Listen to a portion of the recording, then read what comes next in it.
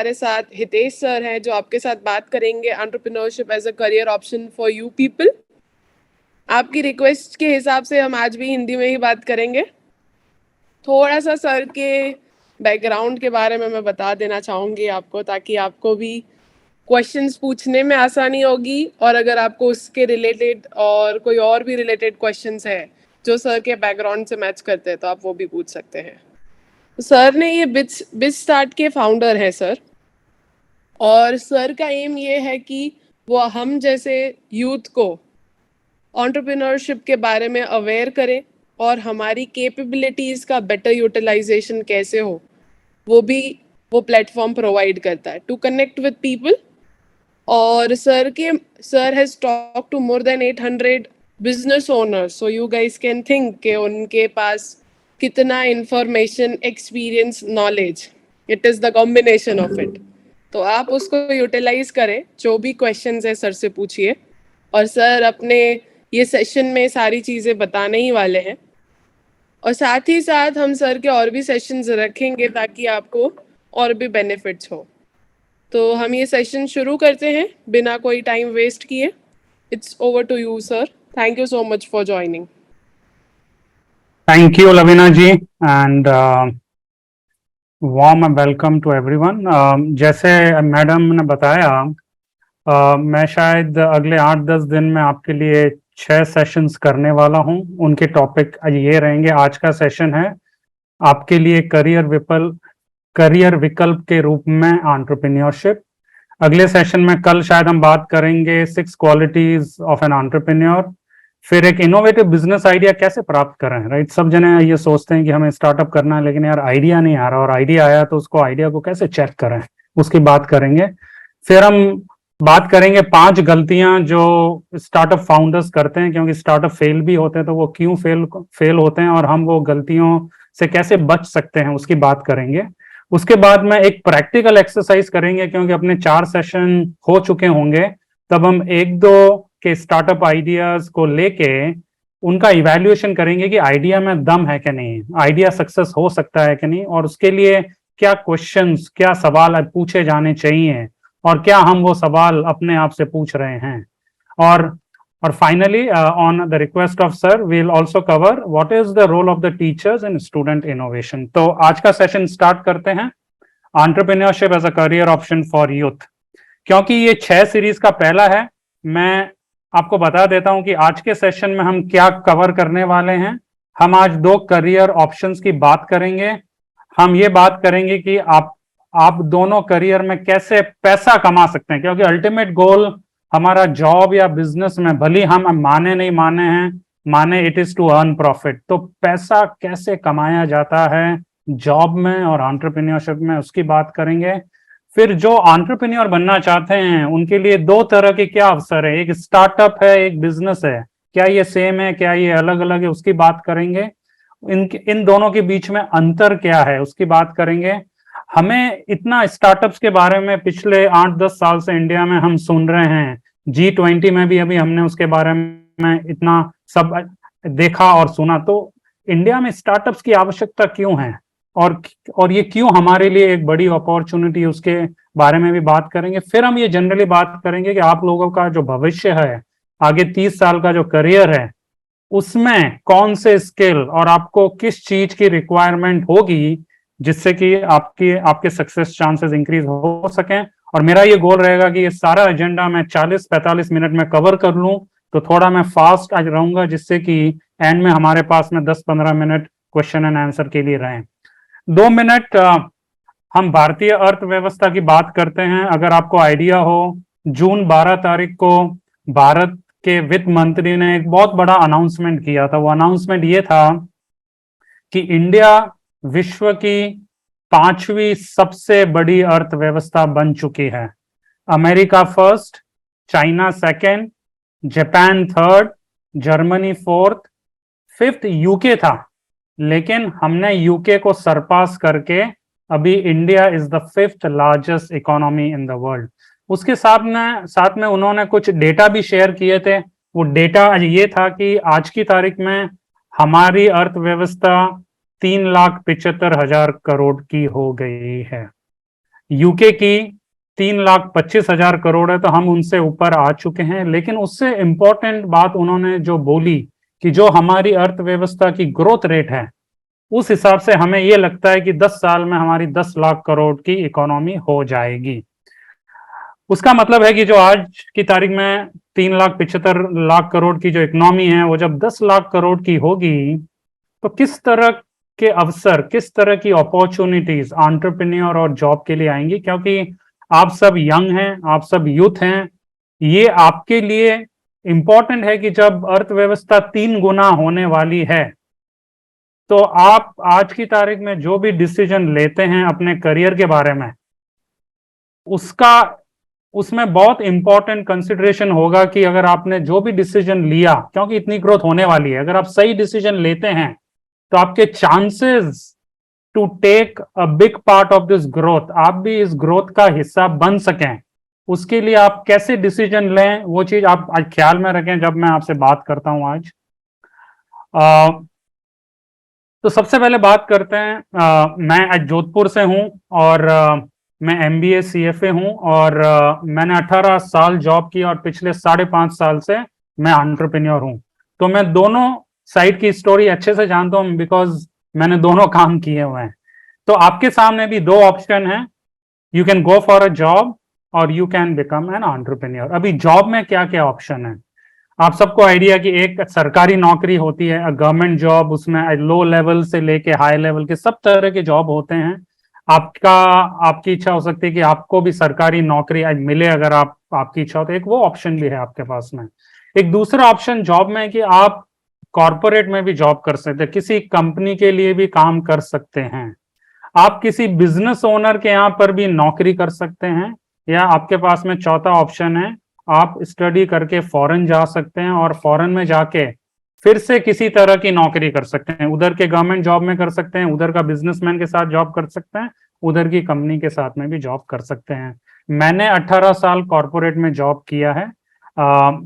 ये आपकी इच्छा है, आपको क्या करना चाहिए या नहीं करना चाहिए, लेकिन ये बहुत जरूरी है कि हम साथ में एंटरप्रेन्योरशिप के ऑप्शन भी सीख लें। आप सब कॉलेज में हैं, तो कॉलेज में आप पढ़ाई के लिए आते हैं, एजुकेशन के लिए आते हैं। एजुकेशन के लिए you should have an open mind, you should learn both job opportunities and entrepreneurship skill। जब आपका ग्रेजुएशन या पोस्ट ग्रेजुएशन हो जाए, उसके बाद में आप देखें आपको क्या बनना है, लेकिन सीखना हमें दोनों है। अभी एंटरप्रेन्योरशिप में क्या अपॉर्चुनिटी है, एंटरप्रेन्योरशिप में भी अलग अलग अपॉर्चुनिटी। एक हम समझते हैं MSME, जिसका फुल फॉर्म है माइक्रो स्मॉल मीडियम एंटरप्राइज, जिसको बिजनेस बोलते हैं। अच्छा, हम आज धंधा भी बोलते हैं उसको। तो आप कोई भी धंधा कर सकते हैं, you can open a medical shop, a kirana store, you can open a manufacturing unit, कोई भी MSME आप खोल सकते हैं। आप सेल्फ एम्प्लॉयड भी हो सकते हैं, जैसे आप अगर चार्टेड अकाउंटेंट है और आप आपका ऑफिस चलाते हैं, आप एक कोरियोग्राफर हैं, आप लोगों को डांस सिखाते हैं, तो जहां पे आप खुद ही अपना बिजनेस हैं, उसे सेल्फ एम्प्लॉयड बोलते हैं। अगर आप नहीं हैं तो आपका बिजनेस बंद हो जाएगा। तो अगर आप जैसे प्राइवेट ट्यूटर हैं और आप जॉब नहीं करते हैं, आप प्राइवेट में ट्यूशंस लेते हैं, तो आप सेल्फ एम्प्लॉयड हैं, मतलब आपका बिजनेस है लेकिन आप ही बिजनेस हैं, उसको सेल्फ एम्प्लॉयड भी बोल सकते हैं। वो भी एंटरप्रेन्योरशिप में आता है, क्योंकि आप किसी के यहाँ पे नौकरी नहीं कर रहे हैं, आप खुद की स्किल, खुद की क्वालिटीज को सेल करके यू आर अर्निंग। तीसरा अपॉर्चुनिटी जिसके बारे में हम शार्क टैंक देखते हैं, इतना सब सब हो अल्लाह हो रहा है, स्टार्टअप क्या है, वो स्टार्टअप भी है। और ये अलग मैंने इसके लिए यहाँ पे ऐड किया है क्योंकि MSME और स्टार्टअप के बीच में लोग कंफ्यूज होते हैं। कोई लोग समझते हैं कि मैंने अजय नया धंधा चालू किया तो उसको भी स्टार्टअप में बोल सकता हूँ। देखिए, स्टार्टअप कोई वर्ब नहीं है, ये नाउन है, एक अलग तरह का बिजनेस है। ऐसा आप नहीं बोल सकते कि मैंने न्यू रेस्टोरेंट चालू किया तो I have started a startup, ऐसा नहीं है। स्टार्टअप अलग तरह का बिजनेस होता है, उसके बारे में हम समझेंगे आज। फिर एक सोशल एंटरप्रेन्योरशिप भी हो सकता है, आपको अगर इम्पैक्ट करना है। जैसे आज नारायण हॉस्पिटल है, उन्होंने क्या किया, उन्होंने आज लोगों से 30-30 रुपए हर महीने लिए और उनको एक इंश्योरेंस टाइप दिया कि अगर आपका हार्ट का प्रॉब्लम होता है, आपको बाईपास की जरूरत होती है, तो हम आपका 5-6 लाख 7 लाख रुपए का जो भी खर्चा है हम उठाएंगे। तो एक उन्होंने एक इनोवेटिव एंटरप्रेन्योरशिप स्टार्ट किया, जिससे लोगों, जो पुअर लोग थे, जो बाईपास का खर्चा नहीं उठा पा रहे थे, they can also take advantage. तो आप एंटरप्रेन्योरशिप में कुछ भी कर सकते हैं, आपके पास में 4 ऑप्शंस हैं। अभी सबसे पहले हम जॉब की बात करेंगे, और मैं ये मानता हूं कि आप में से बहुत से लोग जॉब में भी इंटरेस्टेड होंगे, विच इज ऑल्सो फाइन, लेकिन हमें सीखना है जॉब क्या है और एंटरप्रेन्योरशिप क्या है। अभी जॉब में सबसे पहली चीज है कि आप अर्निंग कैसे करते हैं, आप पैसा कैसे कमाएंगे जॉब में या एंटरप्रेन्योरशिप में। जॉब में कैसे कमाएंगे, आप या तो सैलरी अर्न करेंगे या मजदूरी, वेजेस या सैलरी अर्न करेंगे।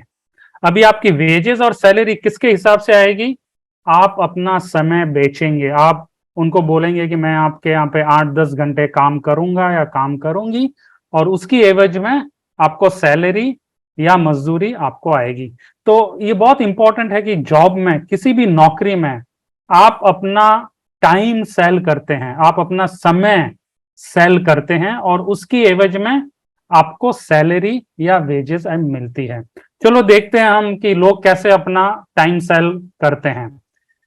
आपके यहाँ पे महसाना में कोई मजदूर हो सकता है, और वो अपना टाइम, अगर वो बोले कि साहब मैं मजदूरी करूंगा, आपके यहाँ पे जो भी कंस्ट्रक्शन का काम हो रहा हो, वो कॉन्ट्रैक्टर के पास में आता है और वो बोलता है कि आप मुझे दिन के 600 रुपए दें, तो उसका ये साल में ये अर्निंग होगा। मैं जरा स्लाइड छोटी कर देता हूं। तो उसके लिए साल में करीब 2 लाख की इनकम होती है, हर रोज का उसको 600 रुपए की अर्निंग होती है। ये जॉब का एक एग्जाम्पल है। एक और एग्जाम्पल क्या हो सकता है, आप जूनियर क्लर्क हैं किसी कोऑपरेटिव बैंक में, वहां पे महसाना में, और आपकी सैलरी साल के करीब 4.25 लाख है, तो आपको हर दिन का 1200 अंदाज आपकी इनकम हो जाती है। अगर आप किसी स्टार्टअप में मैनेजर हैं, तो आपकी सैलरी करीब 9-10 लाख रुपए हो सकती है, आपको हर रोज की 2,700 रुपए की इनकम हो सकती है, मतलब एक साल की आपको करीब 9.5 लाख हो सकती है। ये सारे सैलरी और वेजेस के एग्जाम्पल। अगर आप HDFC बैंक में वाइस प्रेसिडेंट हैं, तो उसकी सैलरी अंदाज से 50 लाख की होती है, तो वो हर रोज के 14,000 रुपए कमाता है। चलो उससे भी आगे बढ़ते हैं। आप HDFC बैंक के CEO हो, उसकी सैलरी करीब 10.5 करोड़ रुपए, वो दिन का 3 लाख रुपए भी कमाता है। ये इंडिया में भी हो रहा है। और आप अगर इन्फोसिस के आप सलील पारिक हो, उसका जो CEO है सलील पारिक, उसकी सैलरी साल की 56 करोड़ है, तो वो रोज का 16 लाख रुपए अंदाज से कमाता है ना। अगर आपने ये देखा है कि सब लोग 8-10 घंटे बेच रहे हैं, अपना समय बेच रहे हैं, लेकिन उनको सैलरी बहुत अलग अलग मिल रही है। किसी को 600 रुपए पर दिन की मिल रही है, किसी को 16 लाख मिल रही है। टाइम उतना ही स्पेंड कर रहे हैं, 8-10-11-12 आप समझ लो अंदाज से। तो अगर 10 घंटे अलग अलग आदमी स्पेंड कर रहे हैं, लेकिन किसी को 600 मिलता है, किसी को 16 लाख मिलता है, उसका क्या कारण है? उसका एक ही कारण है कि आप वो जो 8 या 10 घंटे जहाँ पे भी स्पेंड कर रहे हो, उन घंटों में आप आपके जो एम्प्लॉयर के लिए क्या वैल्यू क्रिएट करते हो। मतलब आपने जो टाइम स्पेंड किया, उसमें आपने कितनी वैल्यू क्रिएट की आपके एम्प्लॉयर के लिए। आपकी जितनी ज्यादा वैल्यू आप क्रिएट करोगे, उतनी ज्यादा सैलरी आपकी होगी। तो वो वैल्यू क्रिएट कैसे होती है? अभी आप ये पूछेंगे कि अगर मुझे ज्यादा वैल्यू करनी है तो मुझे क्या करना चाहिए? तो वो डिपेंड करता है 4 चीजों में। आपका नॉलेज कितना है, आपका क्वालिफिकेशन के हिसाब से भी आप वैल्यू क्रिएट करते हैं, तो आपकी सैलरी हाई हो सकती है। आप जितने ज्यादा स्किल होंगे, उतनी आप ज्यादा वैल्यू क्रिएट करेंगे। आपकी एबिलिटी, आपकी क्षमता, आपका अनुभव, आपका ये सारी जो चीजें हैं, जितनी ज्यादा होगी, उतनी वैल्यू आप ज्यादा क्रिएट करेंगे उन एम्प्लॉयर के लिए, और आपकी सैलरी या वेज उस हिसाब से आज ज्यादा होंगे। तो ये मोटा मोटी आप जॉब में आपकी अर्निंग ऐसे होती है। अभी एंटरप्रेन्योरशिप का देखते हैं ना। एंटरप्रेन्योर्स कैसे अर्न करते हैं? उनकी तो सैलरी नहीं होती है, तो दे डोंट अर्न सैलरी। वो है ना, मुनाफा कमाते हैं, उसे बोलते हैं दे अर्न प्रॉफिट, और साथ में संपत्ति भी बनाते हैं, उसको बोलते हैं दे बिल्ड वेल्थ या नेटवर्थ। नेटवर्थ एक वर्ड है। तो they don't earn salary, they earn profit. वो मुनाफा कमाते हैं और नेटवर्थ या संपत्ति जोड़ते हैं, ऐसे वो कमाते हैं। अभी वो अपना टाइम नहीं बेचते हैं, वो क्या करते हैं, वो दूसरे एम्प्लॉयज को हायर करते हैं, वो दूसरों को जॉब देते हैं, मतलब वो दूसरे लोग उनके लिए काम करते हैं। तो ये दूसरों का समय खरीदते हैं। जैसे सैलरी में हमने ये देखा था कि आप अपना समय बेचते हो एम्प्लॉयर को, इस केस में आप एम्प्लॉयर हो, आप दूसरों का समय खरीदते हो और आप उसका एक पेमेंट करते हो, जो सैलरी या वेज उसको आप ऐसे देते हो। तो आप लोगों को हायर करते हो और आप उनका समय खरीदते हो, और उसके साथ में आप अपनी पूंजी और पैसे का रिस्क उठाते हो, आप अपने टाइम को भी खर्च करते हो, और आप ये सारे रिसोर्सेज, आपके पास एम्प्लॉयज हो गए, आपके पास कैपिटल हो गया, आपके पास अपना टाइम हो गया, आपका दिमाग हो गया, आपका आइडिया हो गया, ये सब को मिला के आप सारे जो भी लाइक रिसोर्सेज हो गए हैं, इनको यूज करके आप एक अच्छा सा प्रोडक्ट या सर्विस बनाते हो, और उस प्रोडक्ट और सर्विस को आप मार्केट में बेचते हो, और वो जो बेचते हो उससे जो मुनाफा होता है वो उससे आप पैसा अर्न करते हो। तो आपने अच्छा मैं देखा कि एक जॉब करने वाला और एक एंटरप्रेन्योरशिप वो कैसे पैसा अर्न करता है, बहुत अलग अलग ऐसे चीजें हैं। अब इसके कुछ एग्जांपल उठा लेते हैं। आपके महसाना में कोई अगर किराना स्टोर है, सपोज कोई एवरेज वाला हम अगर एग्जांपल लें, तो उसकी साल का प्रॉफिट करीब 4.5 लाख रुपए हो सकता है। मतलब वो अगर दिन का प्रॉफिट के हिसाब से अगर बात करें तो वो रोज का 1300 रुपए का रुपए अर्न करता है। एक अच्छा सा as restaurant, premium as restaurant कहीं अगर है तो उसकी उसका साल का मुनाफा करीब 15 लाख हो सकता है, तो वो दिन के करीब 4,500 रुपए आज कमाता है। आपके यहाँ पे एक कंपनी है निरमा लिमिटेड जिसका साबुन आता है, उनका साल का प्रॉफिट 780 करोड़ है। तो उसे अगर हम हर दिन का प्रॉफिट के हिसाब से आज देखें तो वो रोज का 2.2 करोड़ प्रॉफिट अर्न करता है। तो ऐसे भी उद्यमी हैं हमारे सामने। आपके यहाँ पे कैडिला हेल्थ केयर है, वो साल का 2,000 करोड़ रुपया अर्न करती है, तो उनका रोज का अर्निंग 5.7 करोड़ भी हैं, ऐसे लोग भी हैं। रिलायंस इंडस्ट्री जिसको हम सब जानते हैं, वो ऑल ओवर इंडिया प्रेजेंट है, उनका साल का अर्निंग कितना है? 66,700 करोड़, वो रोज का 190 करोड़ रुपए अर्न करते हैं। ये पेटीएम जो स्टार्टअप है उसके ओनर हैं विजय विजय शेखर, उनका उनकी सैलरी भी आती है क्योंकि वो सीईओ है, लेकिन वो शेयर्स होल्ड करते हैं। तो उनके पास पेटीएम के कितने शेयर्स हैं, वो उसको नेटवर्थ बोलते हैं। वो इनकम भी अर्न कर रहे हैं, वो रोज का 1,20,000 रुपए उनकी इनकम है क्योंकि उनकी करोड़ों में सैलरी है, लेकिन वो 8,200 करोड़ के पेटीएम के शेयर्स भी ओन करते हैं। तो ये एक एंटरप्रेन्योर का एग्जांपल हो गया।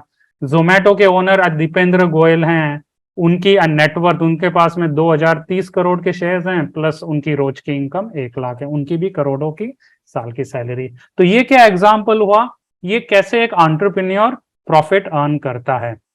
अभी आपका प्रॉफिट, किनका प्रॉफिट ज्यादा हो सकता है एंटरप्रेन्योर, अगर हम ये देखें कि आपका प्रॉफिट ज्यादा होगा अगर आपका प्रोडक्ट, आपका अगर आपके प्रोडक्ट और सर्विस में दम है, अगर ज्यादा से ज्यादा लोग आपका प्रोडक्ट और सर्विस बाय करना चाहते हैं, खाली महसाना में नहीं, all over Gujarat, across 3 states, across India, अगर आप एक्सपोर्ट करते हैं, इंटरनेशनल भी जाते हैं, तो जितना आपका प्रोडक्ट या सर्विस अच्छा होगा, जितनी जगह आप उसको सेल करोगे, आपका प्रॉफिट उससे उस हिसाब से इंक्रीज होगा। तो इंपॉर्टेंटली एंटरप्रेन्योर अपना टाइम नहीं बेचता है, वो दूसरों का टाइम खरीदता है, रिस्क लेता है, रिसोर्सेज लेता है, अपनी पूंजी लगाता है, और वो एक प्रोडक्ट और सर्विस क्रिएट करता है और उससे वो प्रॉफिट अर्न करता है। तो अगर हम वापस जावें, वो जॉब वाले जो लोग थे, सीईओ ऑफ एचडीएफसी बैंक जिनकी 10-10 करोड़ की सैलरी है या 56 करोड़ की है, अगर हम देखें कि उनका रोल, भली वो सैलरी उठा रहे हैं, लेकिन उनका जो रोल कंपनी में है, एचडीएफसी बैंक और इन्फोसिस में जो रोल है, अगर आप ध्यान से सोचें तो वो भी उद्यमी का रोल अडॉप्ट कर रहे हैं।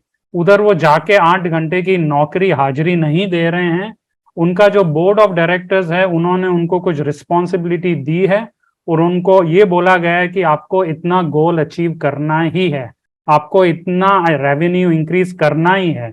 और इनका काम है उद्यमी की तरह सोचना, एक एंटरप्रेन्योर की तरह सोचना, और कैसे हम एचडीएफसी बैंक का प्रॉफिटेबिलिटी इंक्रीज कर सकें, उसका रीच इंक्रीज कर सकें, उसके प्रोडक्ट एक्सपोर्ट कर सकें, इन्फोसिस हम कैसे सेल करें, आज हम अगर 10 कंट्री में तो 20 कंट्री में कैसे जाएं। तो आप ये देखेंगे कि जिनकी सैलरी हाई होती है उनको एंटरप्रेन्योरशिप स्किल्स जरूरी है।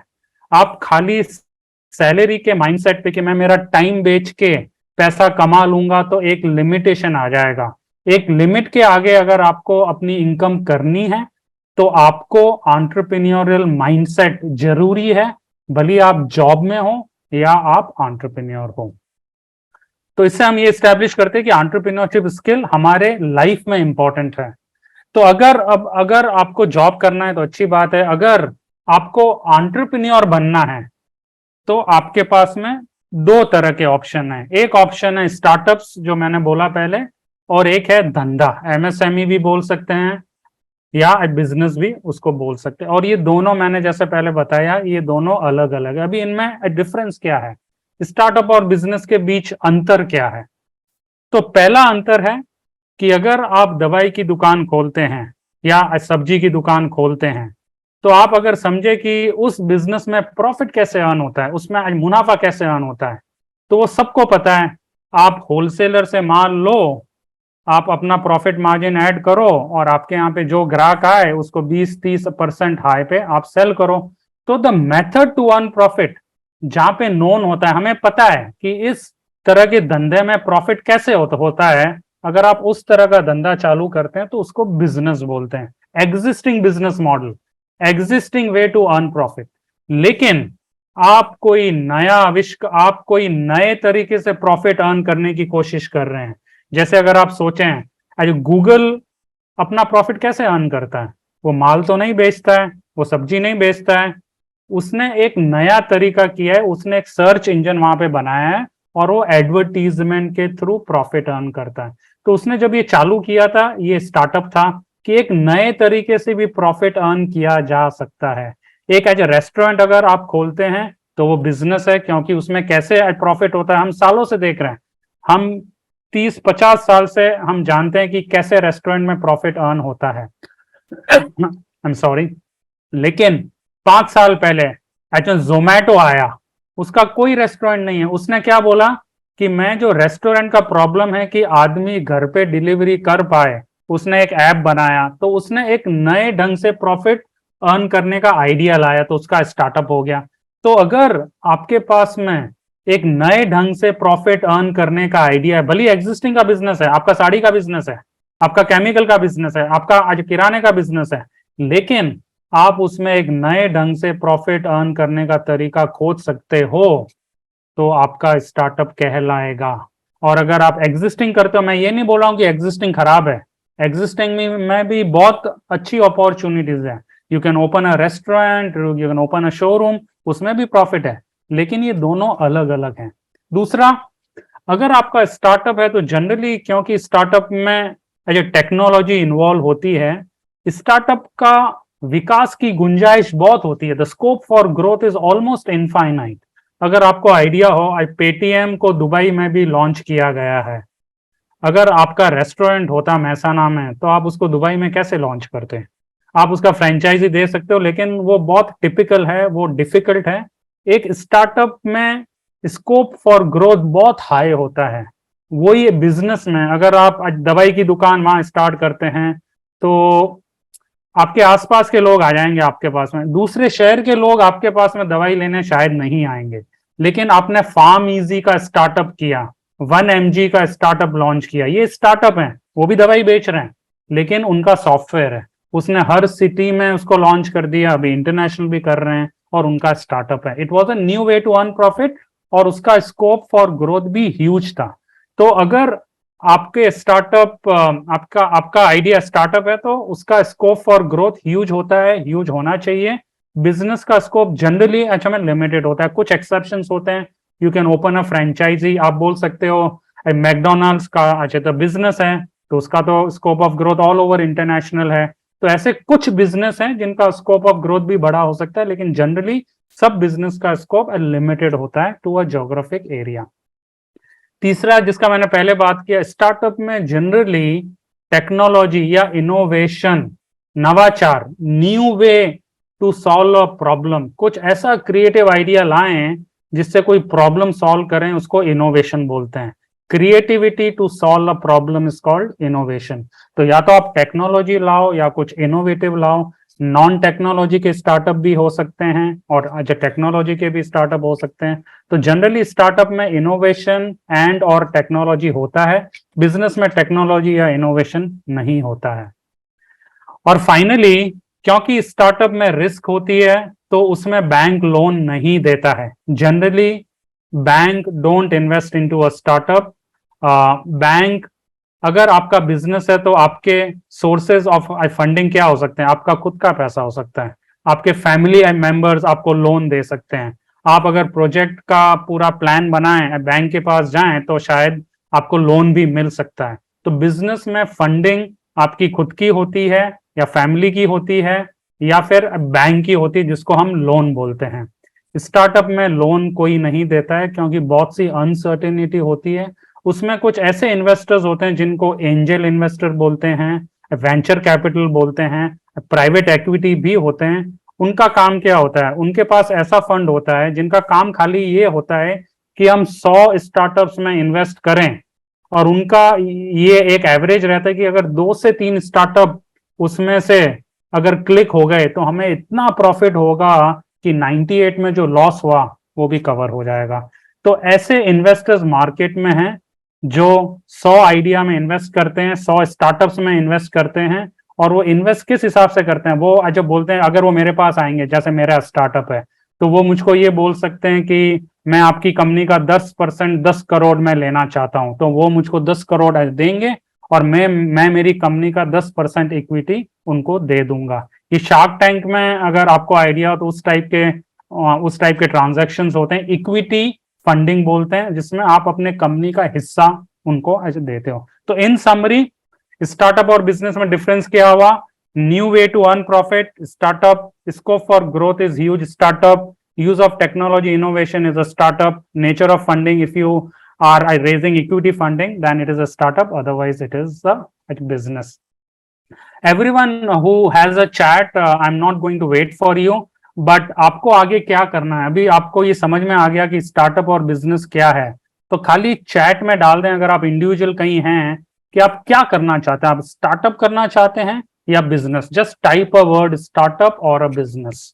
मैं आगे आज बढ़ूंगा, I am not going to wait, but I want to know what is your interest. चलो हम अभी नेक्स्ट एजेंडा पे आते हैं कि यार इंडिया में इतना स्टार्टअप का हंगामा क्यों हुआ है? ऐसा क्या है स्टार्टअप में कि पिछले 5-10 साल से सब स्टार्टअप कर रहे हैं? गवर्नमेंट भी कर रही है, सेंट्रल गवर्नमेंट भी स्टार्टअप कर रही है, स्टेट गवर्नमेंट भी सारी कर रही है। इतना फंडिंग आ रहा है, इतनी स्कीम्स आ रही हैं, स्टूडेंट को भी बोला जा रहा है आप किसी को। ऐसा क्यों है? देखिए, किसी भी अर्थव्यवस्था को एक्स्ट्रा ऑर्डिनरी अगर ग्रोथ करनी हो तो हमें इनोवेटिव आइडियाज की जरूरत है।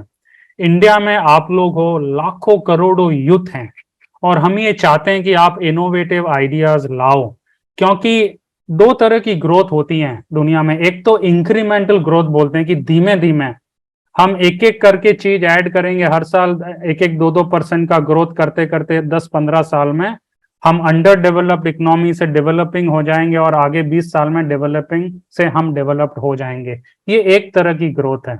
दूसरे तरह की ग्रोथ को बोलते हैं इंक्रीमेंटल नहीं है, उसको एक्सपोनेंशियल ग्रोथ बोलते हैं। वो एक्सपोनेंशियल ग्रोथ कहां से आती है?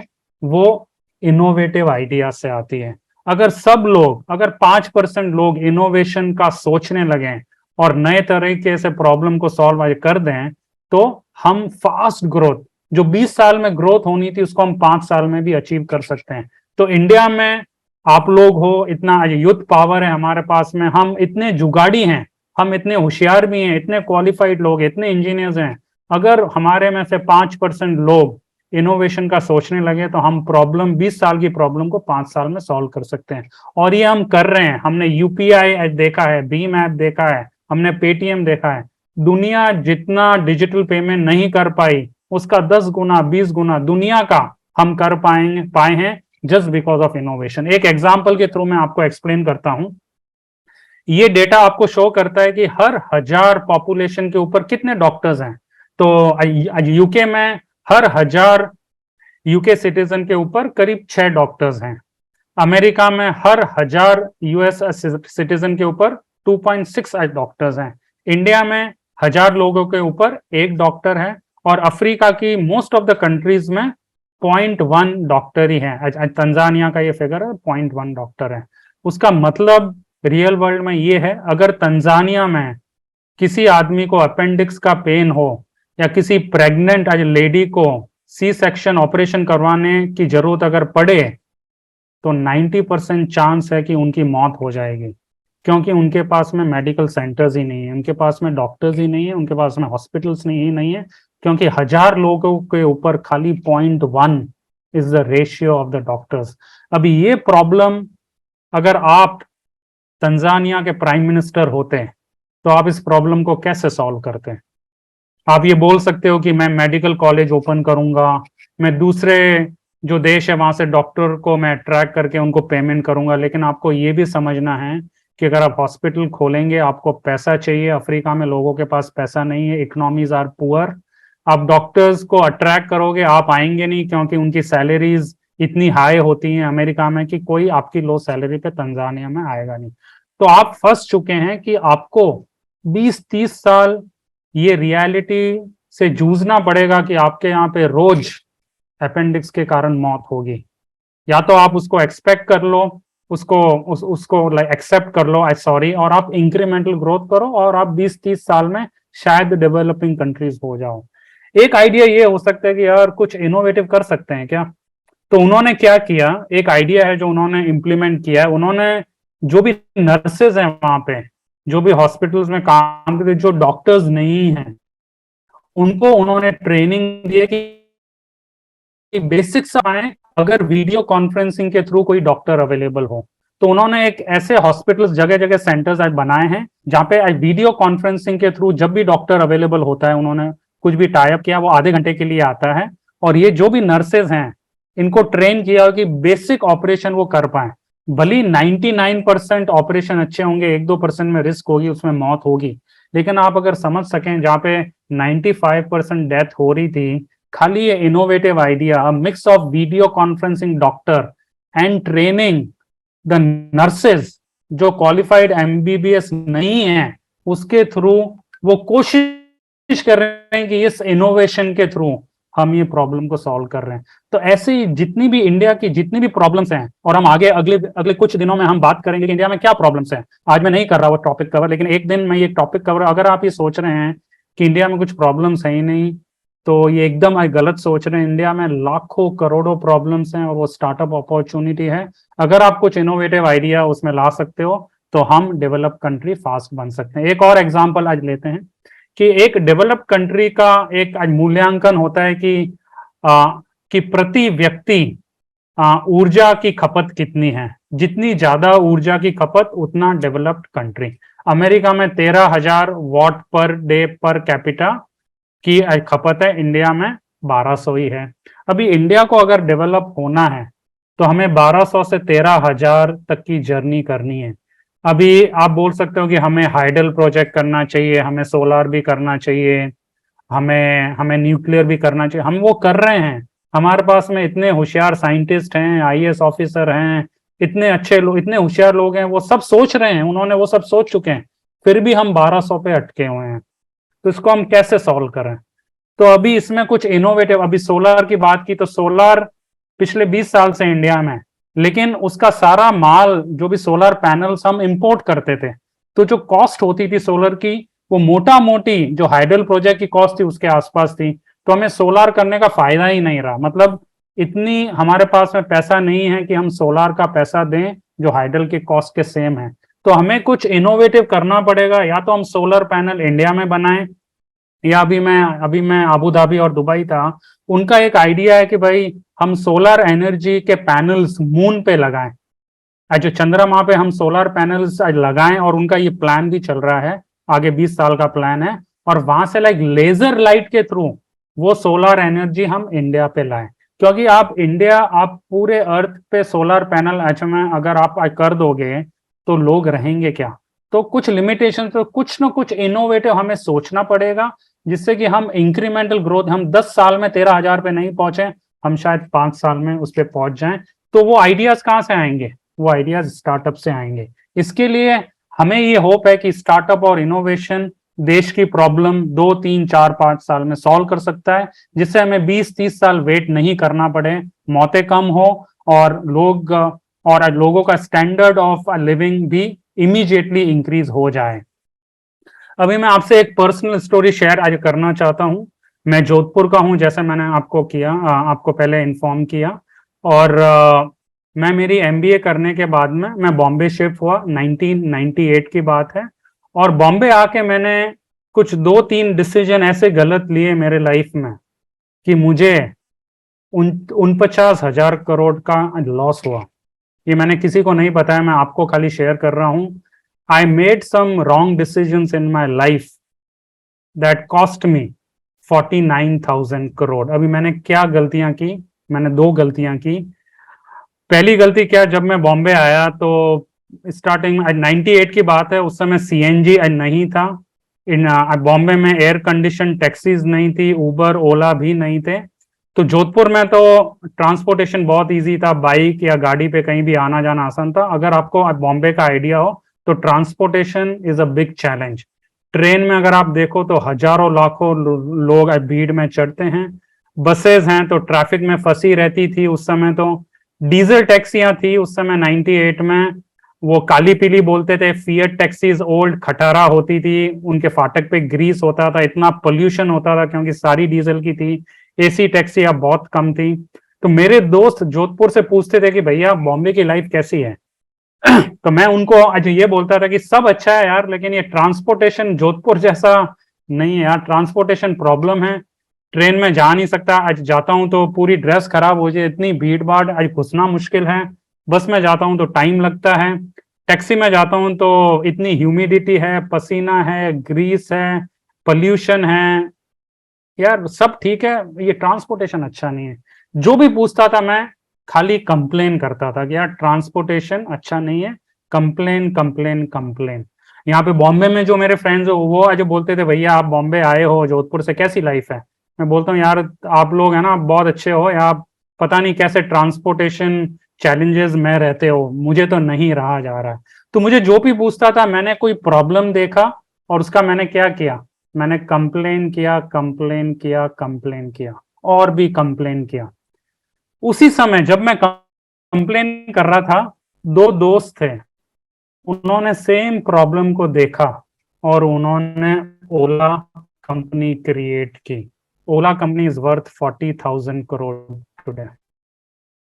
मैं और वो सेम प्रॉब्लम को देख रहे थे, लेकिन उनके पास में दूसरा चश्मा था प्रॉब्लम को देखने का। उन्होंने प्रॉब्लम को अपने चश्मे से देखा, उसमें उनको अपॉर्चुनिटी दिखी। मेरा चश्मा गलत था, मुझे प्रॉब्लम में प्रॉब्लम दिखी और मुझे एक मौका मिला कंप्लेन करने का, और मैंने कंप्लेन कंप्लेन कंप्लेन किया। मैं भी अपॉर्चुनिटी की तरह सोच सकता था और मैं भी ओला क्रिएट कर सकता था, लेकिन आज ओला की वर्थ 40,000 करोड़ है। दूसरी गलती मैंने क्या की, मेरी वाइफ को फर्स्ट वीक में मूवी देखने का बहुत शौक है। तो हम जब यहाँ पे आए तो उस समय है ना, बॉम्बे में आप कहीं भी पिक्चर हॉल जाओ तो उस समय टिकट मिलना बहुत मुश्किल था। एक ब्लैक का सिस्टम होता, ब्लैक में टिकट मिलते थे। आपके वहां भी शायद पहले होगा। तो अगर 200 रुपए का टिकट है तो आपको 100 रुपए एक्स्ट्रा दो, और आप घर से तो पिक्चर देखने गए, आपको कुछ सर्टेनिटी भी नहीं है कि आपको टिकट मिलेगा कि नहीं मिलेगा। तो मुझे बहुत गंदा लगता था कि एक तो अनसर्टेनिटी, आप इतना टैक्सी का खर्चा भाड़ा दे के वहां पे जाओ और फिर आपको ये लगे कि यार टिकट तो है ही नहीं, और अगर कभी मिल भी जाता था तो वो खिड़की पे नहीं मिलता था, बाहर कुछ लोग होते थे, वो 100 200 500 होता था।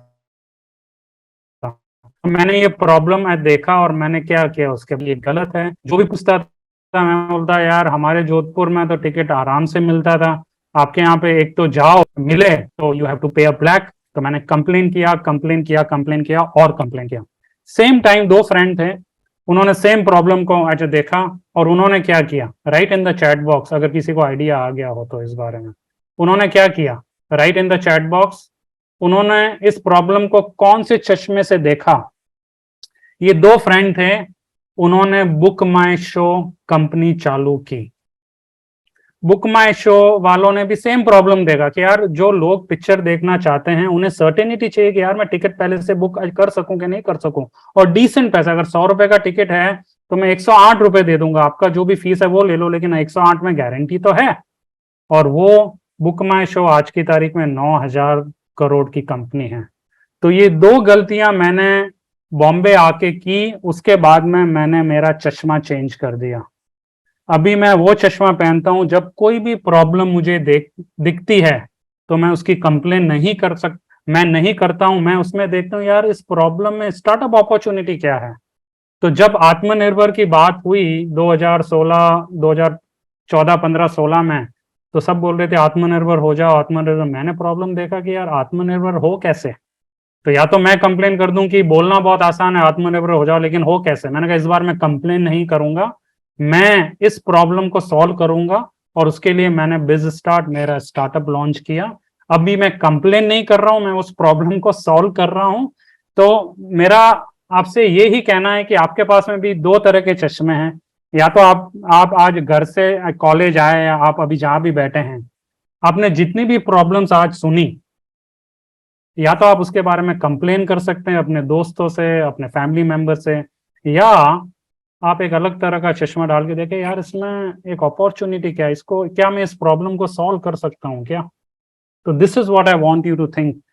Try to use a different pair of glasses when you see a problem. जब आप कोई समस्या देखें तो एक दूसरे तरह का चश्मा भी रखें कि यार अपॉर्चुनिटी के चश्मे से उस प्रॉब्लम को आप देखें। आप ये बोल सकते हैं कि यार मुझे एक्सपीरियंस नहीं है।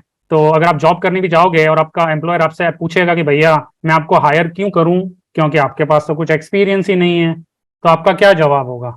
एक 22 साल का बच्चा था, वो किसी जॉब के लिए गया, और उसका जो इंटरव्यू हो रहा था, जो मैनेजर था, उसने इंटरव्यू का पहला क्वेश्चन उससे ये पूछा, why should I hire you when you don't have any experience. मैं आपको क्यों हायर करूं जब आपके पास में अनुभव ही नहीं है।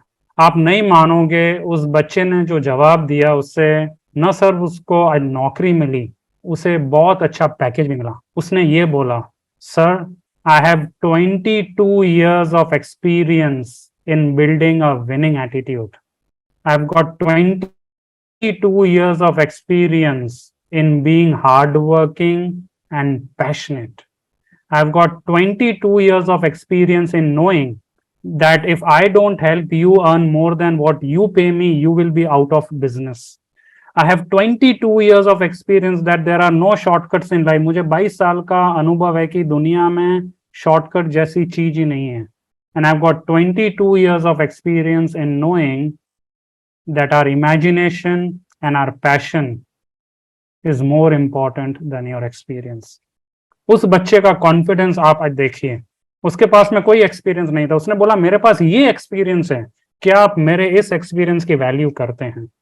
और उन्होंने बोला हाँ हम करते हैं, और उनको वो जॉब मिल गया। ऐसी ही बात है, अगर आप अच्छा जॉब करना चाहते हैं, अगर आप एंटरप्रेन्योर भी बनना चाहते हैं, आपको एक्सपीरियंस की जरूरत, इनफैक्ट आपको एक्सपीरियंस पॉसिबल ही नहीं है। जब मैं एंटरप्रेन्योर की जर्नी स्टार्ट की थी 2018 में, मुझे कुछ एक्सपीरियंस नहीं था, लेकिन जो इस बच्चे ने 5 चीजें बोली वो था मेरे पास में, तो उसके कारण मैं आज डिसेंट सा कर पा रहा हूँ। तो हम समरी करते हैं, ये लास्ट स्लाइड है शायद मेरी, और अपने पास में 15 मिनट ही है। तो भविष्य में आपके पास आगे 30 साल का करियर है। आप अब जिस भी एज में आपके पास में 5, 10, 20, 30 साल का आज करियर है, तो भविष्य में करियर की सफलता किस पे निर्भर करेगी। What are going to be the drivers, वो क्या फैक्टर्स होंगे। मैं ऑल ओवर इंडिया आज ट्रैवल करता हूँ, हजारों लाखों स्टूडेंट से मैंने बात की है, आज प्रोफेसर से बात की, और मेरा ये समरी है कि आप कॉलेज में टेक्निकल स्किल्स के लिए आए हो, वो तो अच्छी बात है, वो तो आपको सीखना ही है, लेकिन जिस हिसाब से दुनिया जिस स्पीड से आगे बढ़ रहा है, अनिश्चित भविष्य से निपटने की क्षमता has become more important then your technical. आज हम आर्टिफिशियल इंटेलिजेंस की बात कर रहे हैं। ऐसा हो सकता है कि आपने वो देख के इंजीनियरिंग ज्वाइन की और आपने एआई का सब्जेक्ट लिया, ये हो सकता है कि 5 साल में एआई से ज्यादा इंपॉर्टेंट मैकेनिकल इंजीनियर हो जाए और रोबोटिक्स, हमें पता नहीं है। इतना चीज फास्ट हो रहा है। हम पहले ये सोचते थे कि जो मैनुअल जॉब हैं वो पहले ऑटोमेट होंगे, तो उनको खतरा है। और हमने चैट जीपीटी, मिड जर्नी, ये सारे जो भी आर्टिफिशियल इंटेलिजेंस की चीजें आई हैं, उनसे हमने ये देखा है कि जो क्रिएटिव लोग थे उनके जॉब्स पहले जा रहे हैं, जो हाथ से काम कर रहे हैं, जो प्लम्बर हैं, जो ड्राइवर्स हैं, उनके जॉब नहीं जा रहे हैं। मैं आपको एक सिंपल सा एक एग्जांपल आपके साथ में शेयर करना चाहता हूं।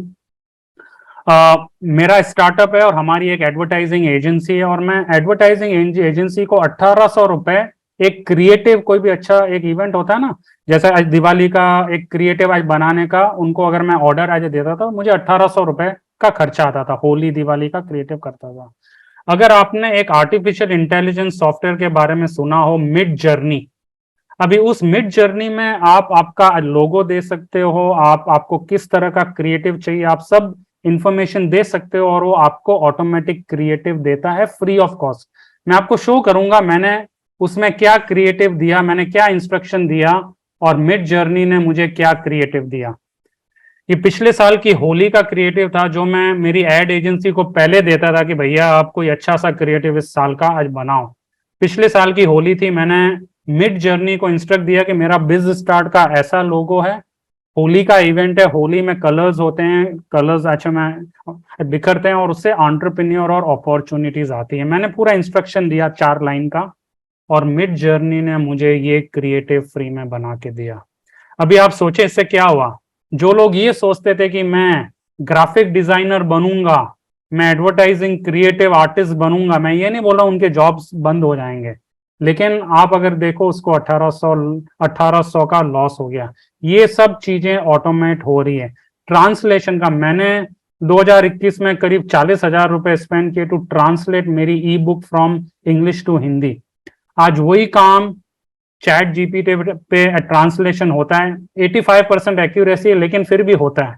तो मैं वो 85% ट्रांसलेट करके किसी प्रूफ रीडर को 5,000 में मैं वो आज की तारीख में वो पूरा ट्रांसलेट करवा सकता हूं। तो मेरा पॉइंट कहने का खाली ये है कि एबिलिटी टू डील विद आगे जो अनिश्चितता आने वाली है, उस हिसाब से आपको कैसे अडेप्ट होना है। वो जो आपकी स्किल, वो जो क्षमता है आपकी, वो आपकी तकनीकी कौशल या तकनीकी क्षमता के बरोबर इंपॉर्टेंट है।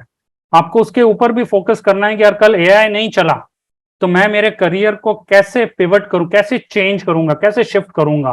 उसके लिए यू शुड बी ओपन, और उसके लिए एंटरप्रेन्योरशिप स्किल इंपॉर्टेंट है। इसके लिए आपको ये भी आपको सही तरह का चश्मा भी चाहिए कि आप इनोवेटिव सोल्यूशन देख पाए, आप सोच पाए, उसके बारे में किसी से डिस्कस कर पाए। तो ये 3 चीजें आपको चाहिए along with the technical skill. आप generally most of the students in India think कि हम कॉलेज में डिग्री के लिए जाते हैं, which is a technical skill, वो भी इंपॉर्टेंट है। लेकिन जिस तरह की अनिश्चितता भविष्य में आ रही है, आपको ability to deal with uncertainty, ability to adapt yourself to that uncertainty, and ability to think of innovative solution, ये तीनों चीजें भी इंपॉर्टेंट। और पर अगर अपन ये 3 एबिलिटी के बारे में सोचें, ये 3 एबिलिटी क्या है? ये 3 एबिलिटी आपकी एंटरप्रेन्योरशिप स्किल्स हैं। तो entrepreneurship skill is not just for people who want to start a धंधा, एमएसएमई स्टार्टअप खाली उनके लिए नहीं है। ये आज की तारीख में लाइफ स्किल बन चुकी है।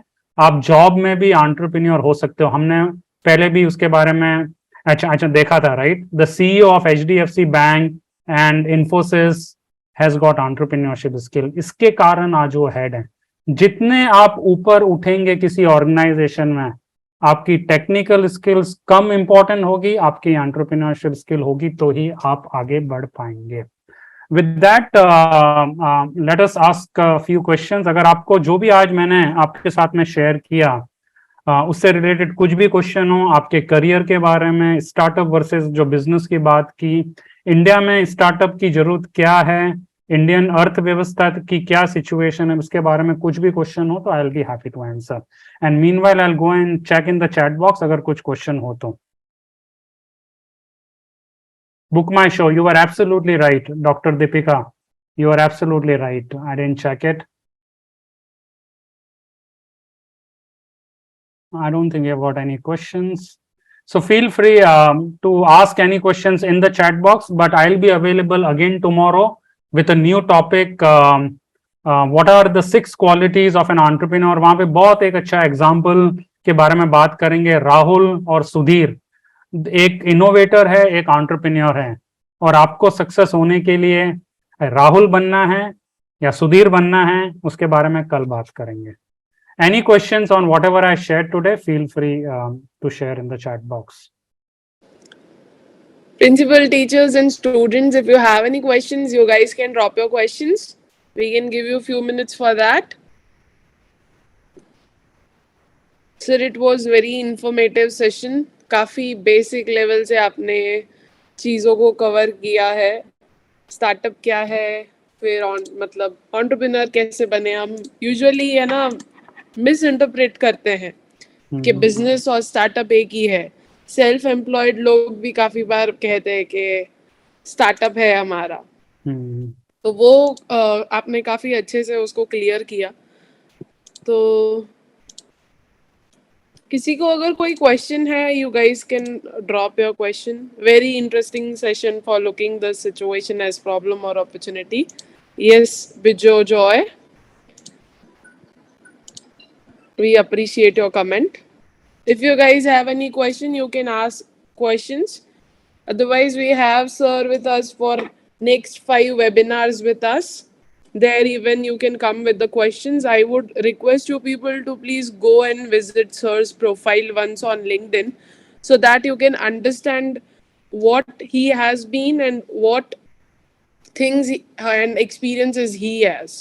तो अगर आपको उनमें कोई भी इंटरेस्ट है उन सारी चीज़ों में, तो आप वो क्वेश्चंस भी लेके आ सकते हैं. सर बिल्कुल सॉल्व करेंगे आपके questions. I think sir they don't have any questions today. Yeah, so we were saying I gave a balance. Yeah, क्योंकि मैंने खुद भी जॉब किया है, राइट. तो मैं ऐसा नहीं बोल सकता हूँ कि आपको एंटरप्रेन्योर ही बनना है, और हमें सबको नहीं बनाना है एंटरप्रेन्योर. हमें एम्प्लॉयज, अच्छे एम्प्लॉयज की भी रिक्वायरमेंट है. तो हमें Yes. खाली जो इंडिया में इम्बैलेंस हो चुका है कि मैक्सिमम लोगों को जॉब चाहिए, तो वो एक जो सबको जॉब चाहिए लेकिन इतने अच्छे जॉब है नहीं, तो उसके कारण हमें कम से कम 2 से 5% जो यूथ है उनको तो सक्सेसफुल एंटरप्रेन्योर बनाना ही है. खाली 5% को हमें बनाना है. तो बस वही हमारा गोल है. हम सबको रिक्वेस्ट करेंगे, आपको कोई भी क्वेश्चंस है स्टार्टअप रिलेटेड या फंडिंग रिलेटेड, आपको कोई भी हेल्प चाहिए, आप www.amritmehsana.com पे हमको मैसेज कर सकते हैं. हमने अपना फ़ोन नंबर भी वहाँ अपडेट कर दिया. आप हमको कॉल भी कर सकते हैं. इंस्टाग्राम और फेसबुक पर भी हम अवेलेबल है, वहाँ पे भी आप टेक्स्ट मैसेज कर सकते हैं. यहाँ पर आप कलेक्टर ऑफिस पे भी डायरेक्ट आके विजिट कर सकते हैं. वहाँ पर भी हम हेल्प करेंगे. रोज़ 2-3 लोग आते हैं अपने चीज़ों को लेके, अपने आइडियाज़ को लेके, अपने प्रोडक्ट को लेके, अपने प्रोटोटाइप को लेके. किसी को पेटेंट करवाना है, किसी को फंडिंग रिलेटेड इश्यूज है, आप सब यहाँ पे डायरेक्ट भी आ सकते हैं. और कोई भी क्वेश्चंस है आप हाँ, एक क्वेश्चन अनोनिमस आया है. Do you think doing an MBA in entrepreneurship is valuable और should one get the experience in some industry? देखिए, ये आपका बड़ा पर्सनल है. अगर आपने ऑलरेडी ज्वाइन कर दिया है तो मैं आपको ये नहीं आज बोलूंगा कि वो खराब है. देखिए, MBA अलग अलग तरह के होते हैं ना. MBA कहाँ से किया है, कौन से प्रोफेसर हैं, वहाँ पे क्या प्रैक्टिकल एक्सपोजर आपको मिल रहा है, या खाली डिग्री के लिए आप MBA कर रहे हैं. तो अगर आपको एक्सपोजर मिल रहा है और आपकी एज अगर 22-23 साल है तो आपको एक्सपीरियंस तो बेस्ट एक्सपोजर है ही है. लेकिन आप एक बार एंटरप्रेन्योरशिप में आ गए, फिर आप शायद MBA नहीं कर पाए. तो MBA में आपके पास टाइम होता है कि आप अपना साइड हसल कर लें, कुछ प्रोटोटाइप आप बना भी लें. एंटरप्रेन्योरशिप का कोर्स कर रहे हैं तो थोड़ा सिस्टमेटिकली साइड में छोटा स्टार्टअप भी कर लें. तो ऐसा नहीं कि करना चाहिए कि नहीं करना चाहिए. आप वो 1-2 साल जो स्पेंड कर रहे हो उसमें क्या कर रहे हो, उससे मतलब है. अगर आप एक्सपीरियंस इंडस्ट्री में लेने के लिए आ गए लेकिन उधर आप कुछ अच्छा एक्सपीरियंस नहीं गेन कर रहे हो तो आप MBA कर लो. और आप अगर MBA में भी टाइम वेस्ट कर रहे हो तो आप एक्सपीरियंस कर लो. तो ये इंपॉर्टेंट है कि आप अपना जो टाइम है वो जो आपको अल्टीमेटली करना है उसमें आप कुछ आगे बढ़ रहे हो क्या, उसमें सीख रहे हो क्या. अगर आपको आफ्टर MBA स्टार्टअप करना है तो क्या आपने वहां पे 2-3 आइडिया का प्रोटोटाइप बनाया, आपने आइडिया का इवैल्यूएशन किया, आपने कुछ लोगों से बात की टू डू अ वैलिडेशन, वो सब आपने किया, तो वो एंटरप्रेन्योरशिप एमबीए भी अच्छा है।